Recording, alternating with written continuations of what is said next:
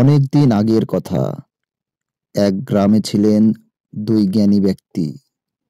একজন ছিলেন হিন্দু সাধু আর অন্যজন ছিলেন মুসলিম দরবেশ।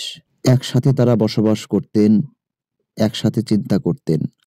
কিন্তু গ্রামবাসী নিজেরা ধর্ম নিয়ে শুধু বাড়াবাড়ি করতেন। এক পক্ষ বলতেন আমাদের ধর্ম শ্রেষ্ঠ, আর এক পক্ষ বলতেন না না, আমাদের ধর্ম শ্রেষ্ঠ।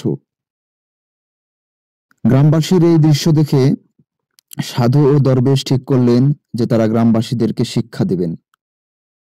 একদিন একটি সাধু একটি কলস দেখিয়ে গ্রামবাসীদেরকে বললেন, দেখো এর মধ্যে জল আছে, তাই না? দরবেশ বললেন, আর আমি যদি বলি এর মধ্যে বাতাস আছে? সাধু বললেন, আমরা দুজনেই ঠিক, শুধু ভিন্নভাবে দেখছি। গ্রামবাসীরা বলল, বা সত্যিই তো, আমরা ভিন্ন হয়েও একসাথে থাকতে পারি, যেমন কলসের মধ্যে জল ও বাতাস একসাথে আছে। এই গল্প থেকে আমরা কি শিখলাম?